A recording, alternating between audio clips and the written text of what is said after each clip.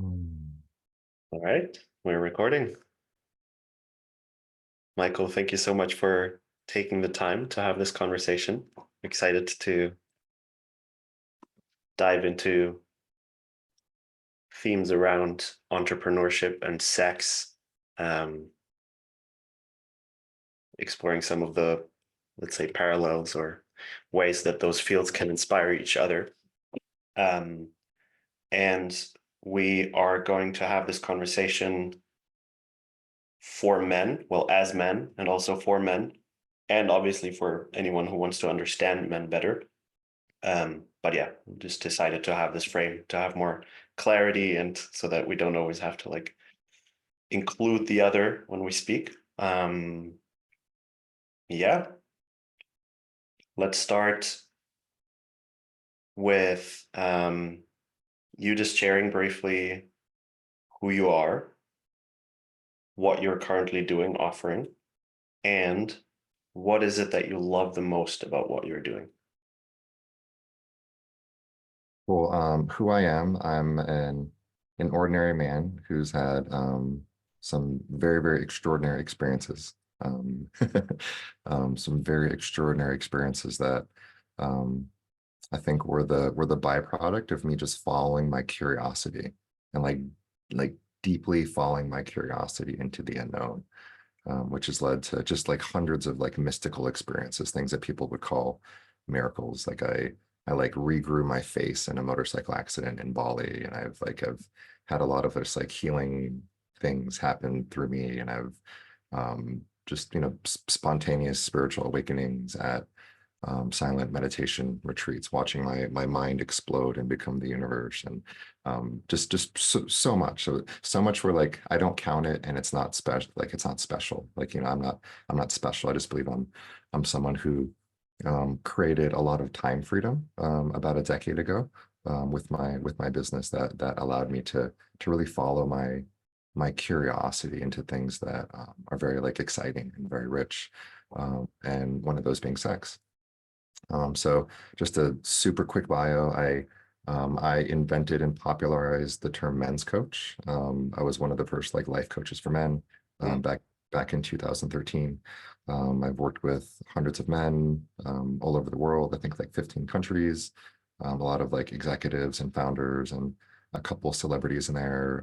A lot of people that work in the internet marketing space because I'm very, very adjacent to that space. And I've essentially been for many of these men like the one person in their life that they can be just radically transparent with, like their sex life, their finances, their deepest fears, and like leading their teams and their employees. And so I've gotten this really really rich like behind the scenes, open the kimono view of a lot of like high performing men, which I'm just so grateful for. As I've been supporting them, like they've been just pouring into me, right? All these different kind of like codes and insights and systems and structures for living a great life. Um, Something that I'll share too that doesn't, I don't think we'll talk about it, but like I'm also just like an avid researcher. And I research like innovation, consciousness studies, existential risk. So in my free time, I have this like pro bono like unpaid job where I just read like research articles and I talk Mm. to the smartest people that I know.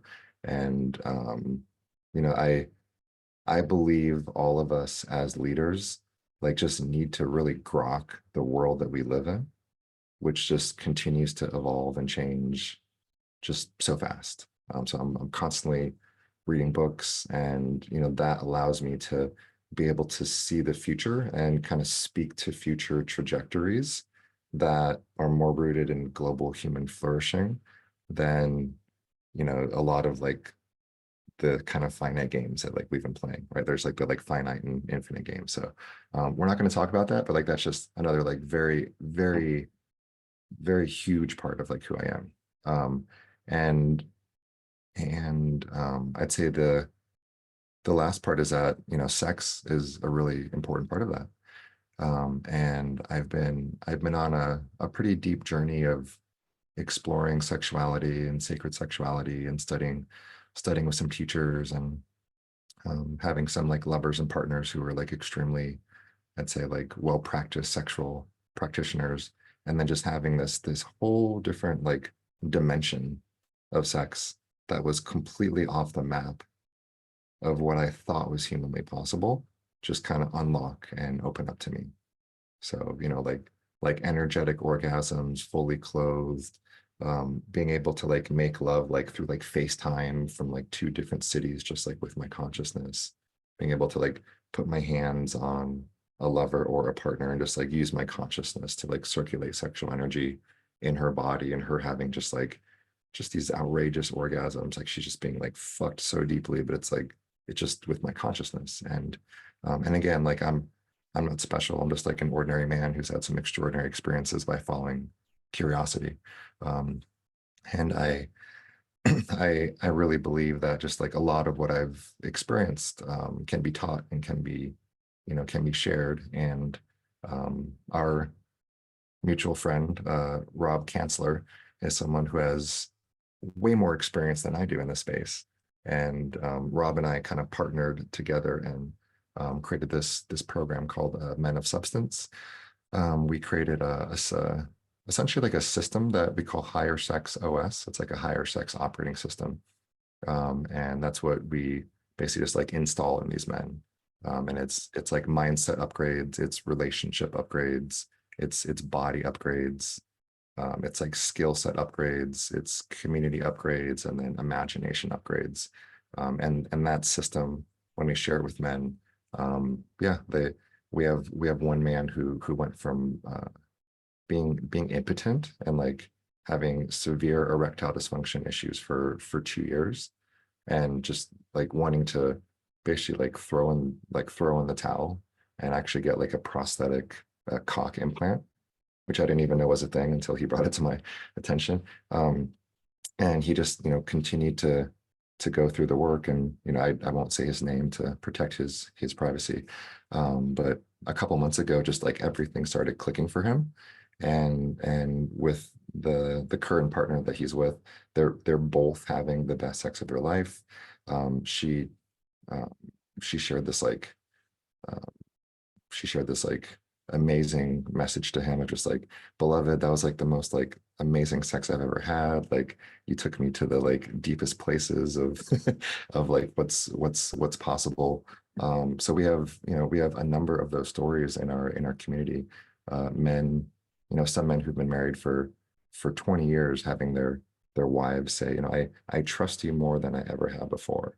Or someone who's been married for like 10 years having their wife say, like, babe, like I feel like we're teenagers again. Like this energy is back. So it's really, really special work. And yeah, Rob, I would call Rob, um, I don't know if Rob likes me saying this, but it's just the way that I see him. I would call Rob like a erotic savant. Just Rob's probably been one of my biggest teachers and biggest influence, like in my own sexual practice.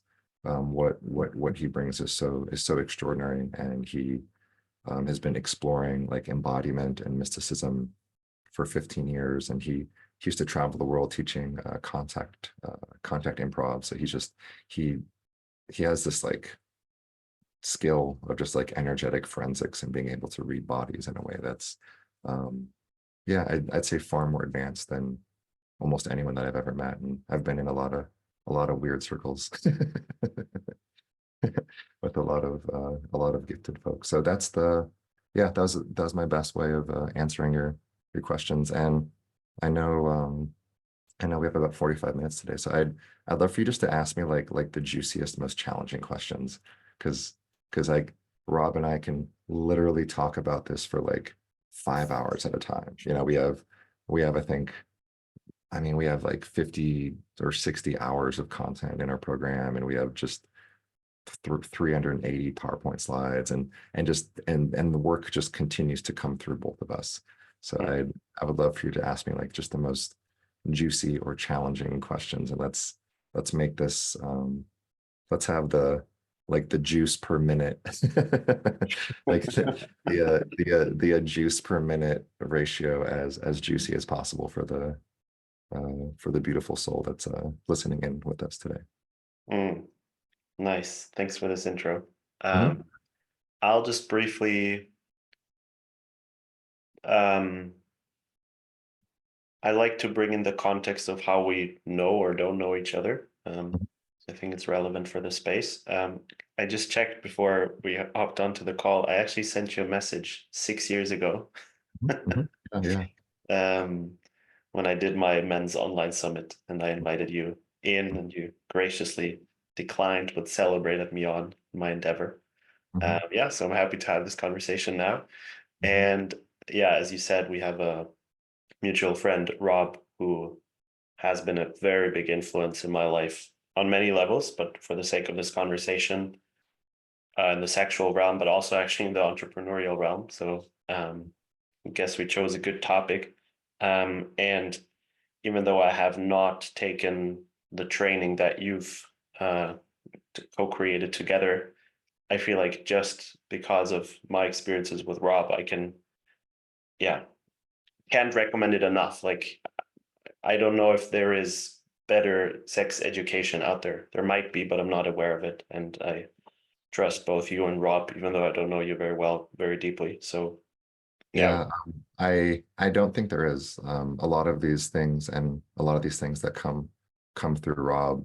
I've never heard anyone taught, Yeah. and Rob has never heard anyone teach them. And I think what we're doing is like demystifying sexual mysticism in a Mm, very practical and pragmatic way. So mm, it doesn't require any kind of like, we're not we're not like dudes with long beards and robes telling you that like this is the way to do it. You don't have to dress a certain way. You don't have to chant to any gods. Like it's really rooted in the body. mhm, So yeah, so people with any kind of spiritual orientation, people with any level of practice can come in and start to use our tools that we very consciously distill to be like universally mm, acceptable, or like universally like installable into someone's life. So yeah, I'm always open to finding something better. Always, like, I'm a eternal teacher, but from being on the inside, I just haven't seen something. There's just certain levels of how Rob in particular is able to speak to like to the mechanics of sexual mysticism. And we teach something called like quantum listening, and like various points of entry of being able to enter like a woman's body and like energy field. And yeah, Rob is yeah, I'm so grateful for him. He's a really really special being, as and he's kind of like behind the scenes too. He's not very out there on the internet and mm. putting putting a bunch of webinars. He tends to be the supporter of leaders instead of you know, Mm. being out there all the time. Yeah, I mean, we might actually have a conversation, the three of us, at some point. That'd be fun. Yeah, that'd be super fun. Yeah. So you said one thing that that I've definitely experienced a lot with Rob, and I really appreciate. And it's also a bridge to how I try to teach business strategy, which is um, talking about principles in a very precise, specific way, while at the same time being non-dogmatic about it, Mhm. and like not falling into like a black or white, this is the only way to do it, if you do it differently you're wrong, but Mhm. more of like, this is what works for me, and I've have experiences that this works for my clients as well, so I really encourage you to adopt it, but really don't just take my word blindly, apply it and then see how it applies to your situation, in what you're teaching, like to your sex life, to your body, and all of these things. And I find that sometimes it can be less sexy to teach this way, because it's not as straightforward, because it's always like, things are always more contextual when you teach in such a way. So I'm curious to hear, is that like, can you relate to that challenge? And if so, like, how do you navigate that? Yeah, So I'm going to put all of my hats on for this conversation. So um, we're kind of going into like a marketing conversation a little bit, and I've been studying internet marketing since 2012. I'm a classically trained copywriter, so I've handwritten like hundreds of sales letters, and I'm in a mastermind right now with a really really amazing teacher, and um, it's really all about like selling to outcomes, and the first sell is always ourselves. Um, so to answer that question, it's just focus on the outcome, right? Like, what's the outcome? What do you want? Mm, Like most people struggle because they don't know what they want. So mm, they're just like rudderless moving through the world. For our program, Men of Substance, the very simple promise for the all three cohorts with the money back guarantee has been just the best sex of your life. mm, um, we have zero refunds.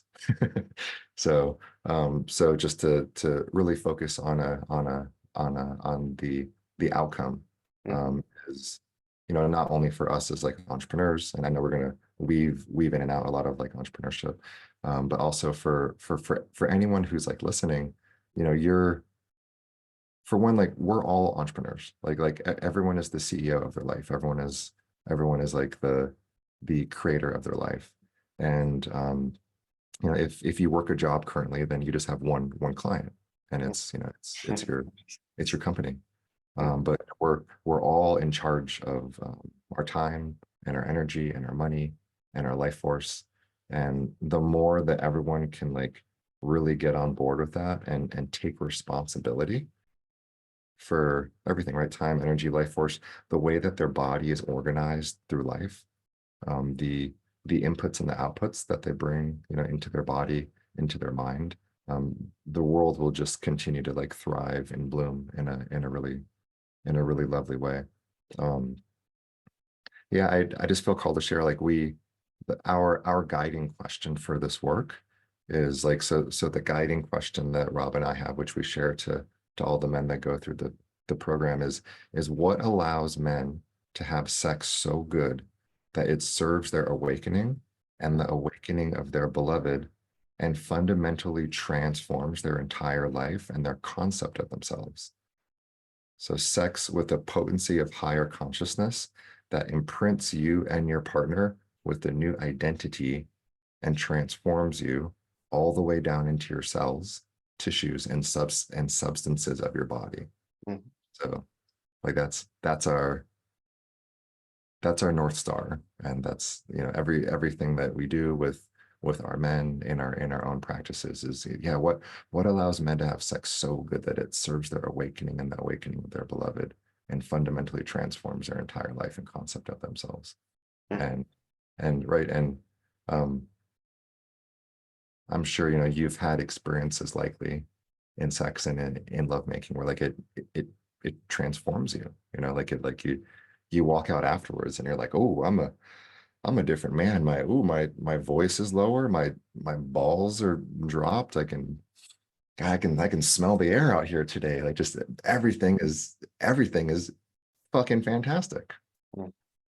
Be, because I just had an experience where my divinity and my primal nature were both present and just flowing together in this like wonderful alchemical process Yeah. that that can create life externally, or that can just like remind me of who I am internally. Mm, And like this is here for all of us.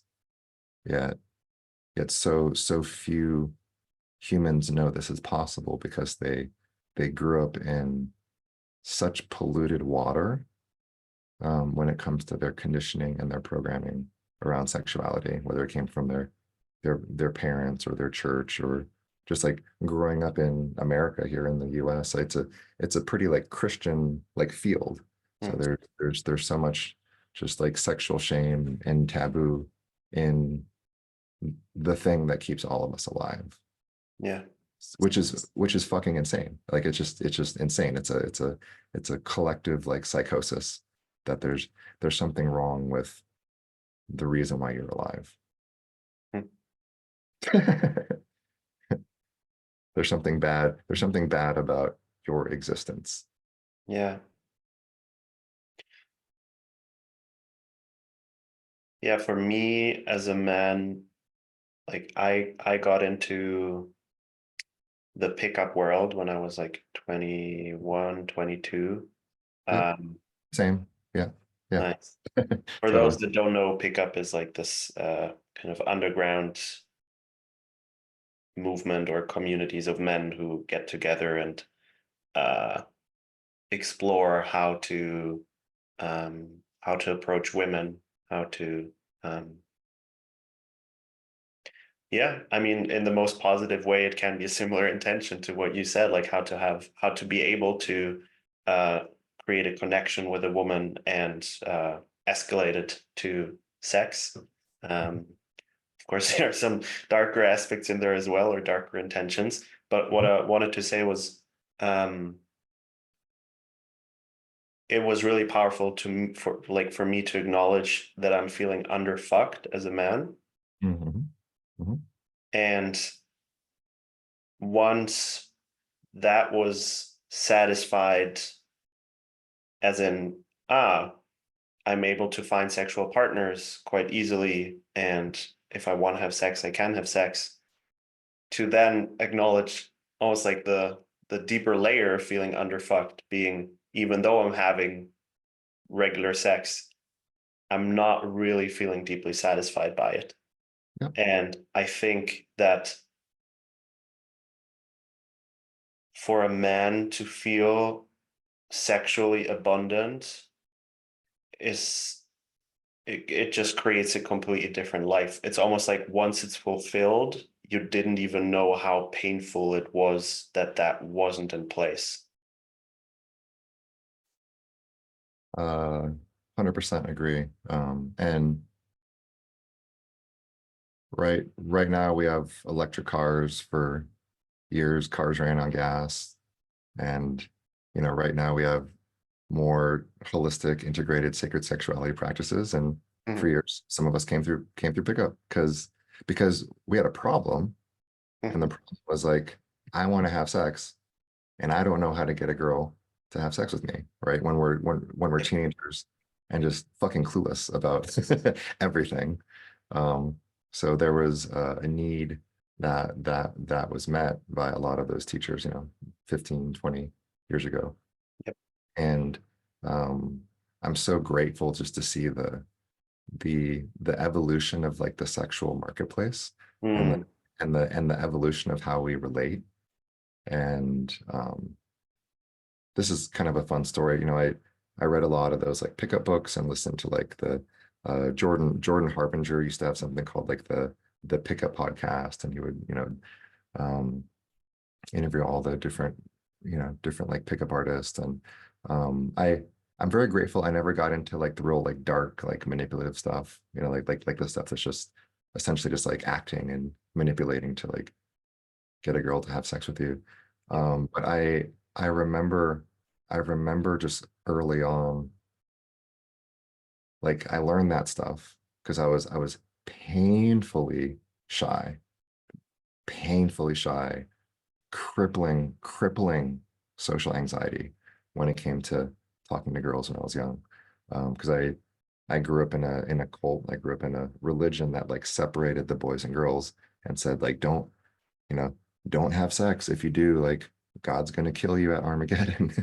So like don't have sex. Like it's yeah, just really Jehovah's Witnesses have some of the like the most intense beliefs, and they have very high like suicide rates and a lot of poverty consciousness. So I'm very grateful to have made it out alive.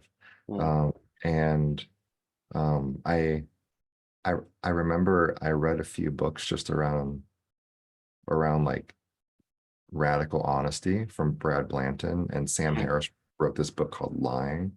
And I read a few books just around like telling the absolute truth. And I just started doing it. And I remember, and this is in my like very underdeveloped, like 20 something year old brain. I remember thinking then, I was like, oh wow, this works way better than anything I've studied from anyone. Just telling the truth mhm, to women is getting me way better results mhm, than anything that I ever tried. Um, mhm. so yeah, that's um, there are a lot of important skills that I think people can learn and pick up the. I believe it's a dangerous game just to like have your life revolve around, just like how much random sex can I have? But it's also part of, our biological impulses and urges and um yeah, all of the men that I know, they always make it out into something better. Mm, And um I don't regret having, some like really, really beautiful experiences. Um and things that help me feel more like affirmed in mhm. my sexuality and like affirmed in like the primal animal natures Yeah, um of my existence. Instead of being a completely like disassociated like head on a stick yeah, where I was for most of my life and where a lot of people are with a lot of like sexual shame and the sexual trauma of just growing up in a sex negative society. yeah. Um, but yeah, I wanna I wanna share with you. I too had a season where it started to feel like, having sex with a woman without like a heart connection and without real intimacy, almost like felt worse than masturbating because it was just this feeling of like, gosh, like are we just like using our bodies for sex? And Mm, I don't think I've ever shared this story on a podcast, but there's a woman who had sex with me, and this is, I don't know, 15 years ago maybe. And the moment we were done, like the moment we were complete, she just like disconnected and just like got off and like walked out. And and I was laying there just stunned, mm, feeling just like a piece of garbage that just got like used for sex. And in my mind, I thought like, did I just get used for sex? I was like, I think I did. This mm, feels so horrible. mhm. I- I'm never doing this again, and I'm never doing this to anyone Yeah, ever. Yeah, like but in the moment, just this whole thing happened where like I got used for sex. I'm grateful that this happened. This feels like absolute shit. mhm. This is not it. Yeah, This is definitely not it. There are major needs that are not being met right now. And I'm yeah. and I'm grateful for the drastic context or the drastic contrast of what just happened Mm, because this does not feel good. mm. Yeah, for me, like that's the place I never got over, let's say, that it like when you're part of the pickup community, you kind of learn that you always want to move towards sex. Like it's kind of like that's the goal. And I just was in connection with women where, like maybe I was enjoying talking to them or maybe like kissing them or whatever, but like I had no desire to have sex with them. And it Mhm. just messed so badly with me to be like, yeah, but like that's the thing to do right now. And then I was like trying to take steps towards that while it felt really weird in my body. And then obviously the response was also kind of weird. Mhm. Um, and there's a cool parallel here to entrepreneurship and to um, clients, like getting clients into your, especially if you're a service provider. And I've talked about this recently, that I think this is one thing that I definitely learned from pickup is the confidence to approach people with what I'm offering. And over the years, having learned very clearly in my body the difference between um, just making myself visible with the gifts that I'm offering versus being pushy and like wanting something from the other, like trying to extract something from the other person that is detrimental for them. Mhm. And that's a skill that I see a lot of people who I really appreciate in like what they're offering when they're working with clients that they can improve on is just this confidence that approaching people and sending out invitations, following up with someone when they don't respond on the first message, that when you improve that, in my experience, I have gotten so much more often the feedback, wow, thank you for following up with me, I'm so happy that now we're working together, than like, ugh, leave me alone. And I feel like, and actually I use the same principle in social connections and friendships, that like, if I want to see someone and they don't respond on the first message, I follow up. I'm like, hey, I really want to see you. And I feel like that's something that I learned through pickup, to reconnect to this, like, hey, there's something that I want. And if I really want it, then I'm going to go for it. And I'm not going to give up the first moment I don't get exactly the response that I'm looking for. And actually, I feel like, I mean, I'm curious to hear you talk about this, that this dynamic is something that, like, um, if I as a man enter the sexual realm with my partner and I come from a place of like, I need something from you right now, that then quite often the response, like from the woman, if we're talking a heterosexual context, is like, ugh, like leave me alone. And that it can be really challenging for couples to get beyond this dynamic of like, fuck, like, how can I have more sex when whenever I'm initiating sex, actually like it's a turn off for the other person. Yeah, that's a great question. Um, there's a lot there. One, right? The fortunes and the follow-up for sure, just from sales. And I've studied a lot of sales. I love sales. I love the art of sales. Love it, Mm, love it, love it, love it. So something that I go really deep in with my private entrepreneurship clients. Um, yeah, when we're showing up in a way that is just super needy, then it's like we're showing up with like a deficit. And um, and when two humans are in a relationship and they're both showing up with some pretty like major deficits and like unmet needs, that's when it can easily downward spiral into that like codependent processing hell.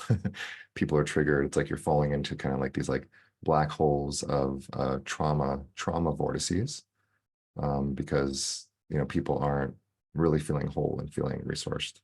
Um, so in those moments, the best thing you can do is do whatever it takes to like feel good, and whatever it takes to be fully resourced, and just take such responsibility for your emotions and your internal state, and knowing that like that's your responsibility.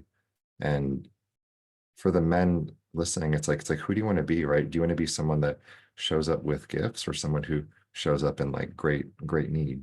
And it's not being completely independent and like closing ourselves off to love too, mm, because it women love loving men. But it's being able to have mm.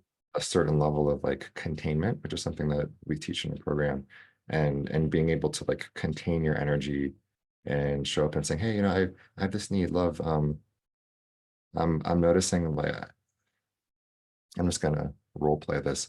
I'm noticing I just feel kind of dry inside, and I've been just working really hard, and I can tell that my body could use some like nourishment.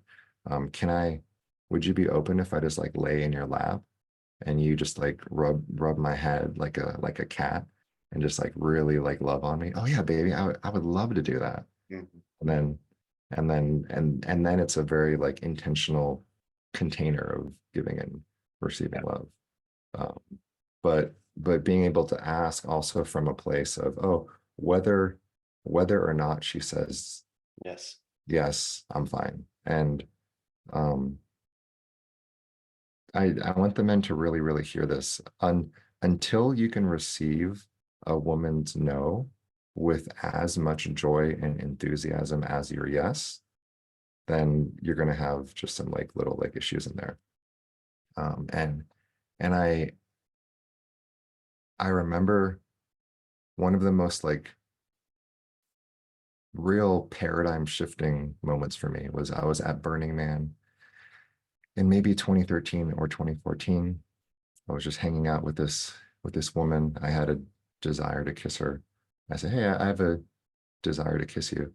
And then she said, "Oh, no, thanks." And my genuine response, like it just like bubbled forth from me, because I've sat with so many women and like heard their experiences of what it's like to be a woman, and just the unsafety that they constantly feel and being like mishandled. And just like I've heard enough of those stories. When she said, "Oh, no, thanks," this energy like bubbled out of me, and it just authentically happened. And I said, "Oh, I love that. I love that you have an empowered no." And I watched it almost like short circuit her brain, and and then she just kissed me.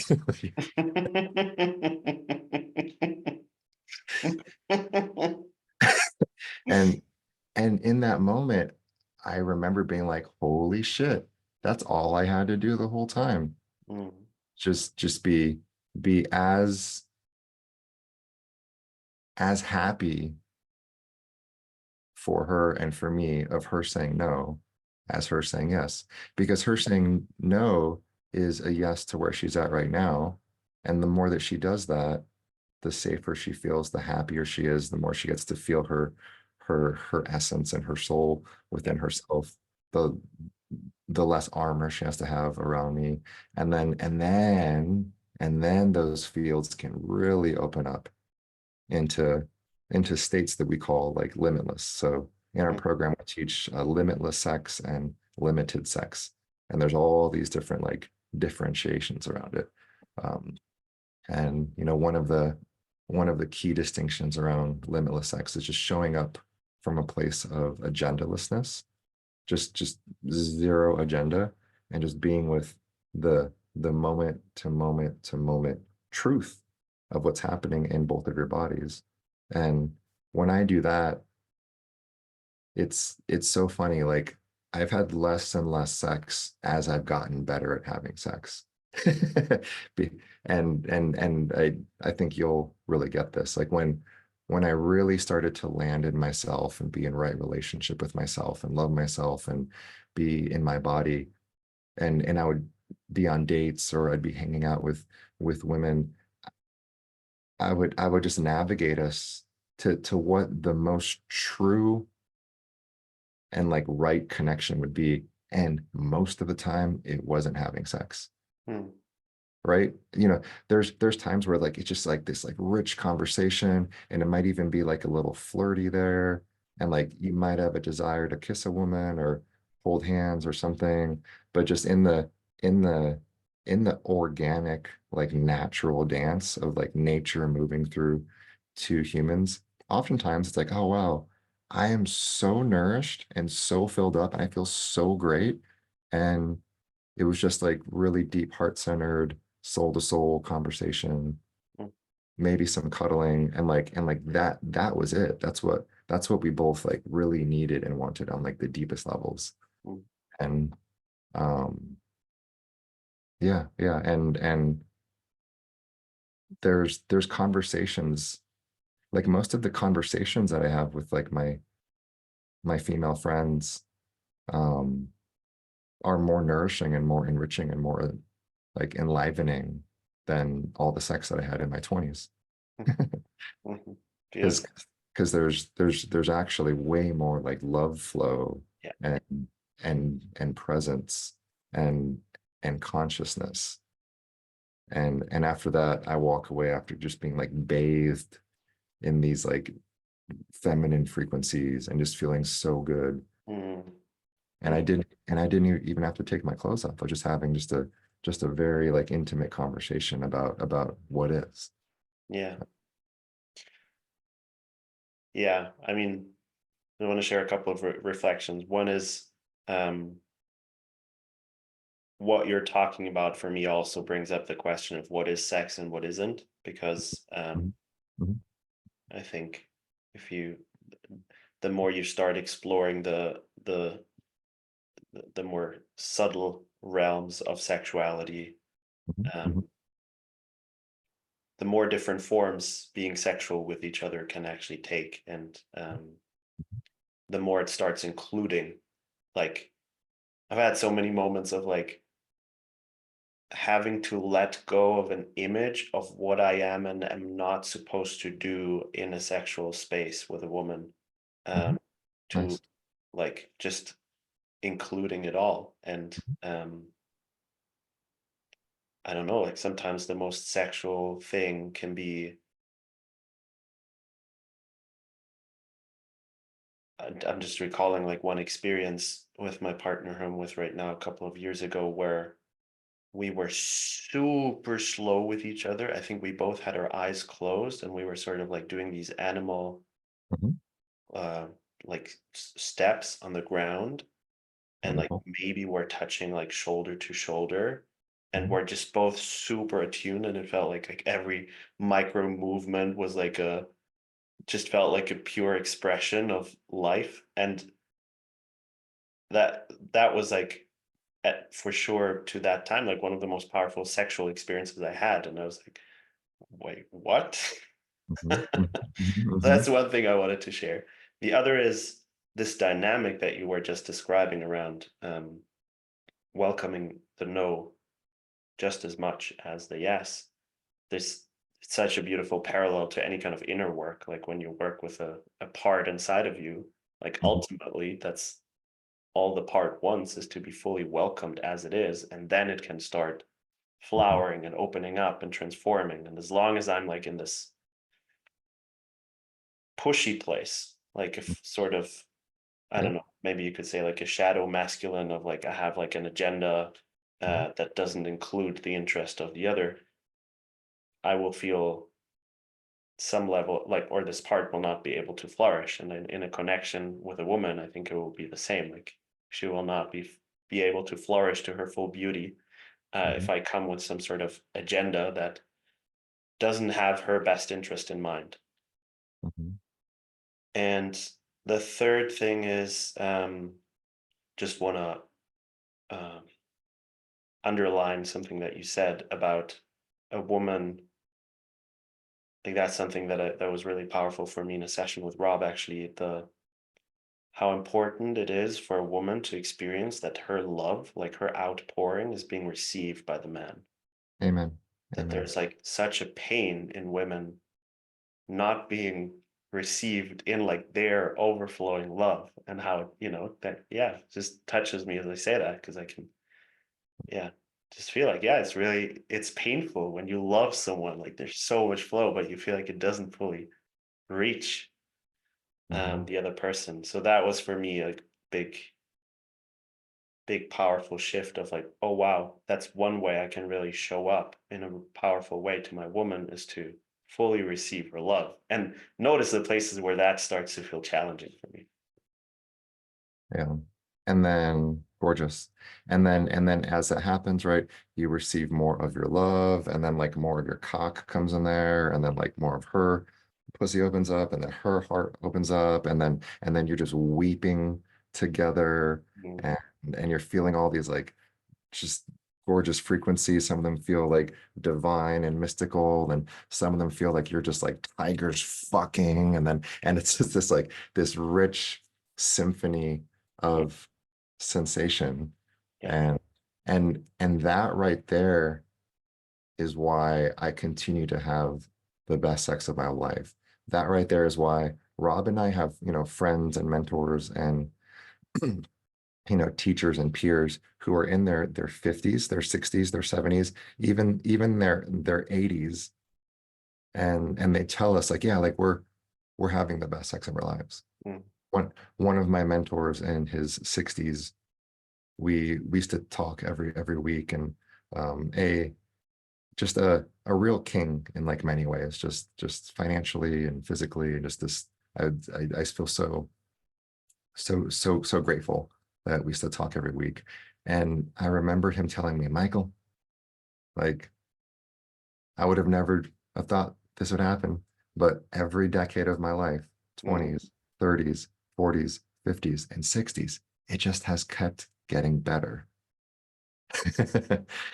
and and I just that hearing that just completely shattered it shattered any idea of the potentiality of me being this like bald, fat old man whose dick doesn't work, who has a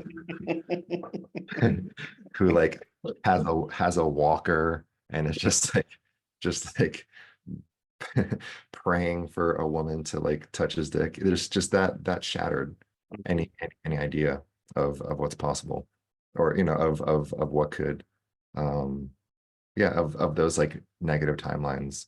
And Mm. and that's, and kind of the last thing I'll share. That's why this work does so much for men when they hear our, like, our sex stories from beyond is what we share. And we go into just very intricate detail of like what our bodies were doing and what we were sensing and the energetics of this and what was happening and Mm. what was happening in the body. And, and we share dozens of these stories within the program. And then men hear them, their imagination increases. Mm. And from an increased imagination, the next time they're making love with their wife, they go, huh, maybe I'll try this. And then chapow, and then, Nice. something that's like, very similar to like a psychedelic experience or a spiritual experience.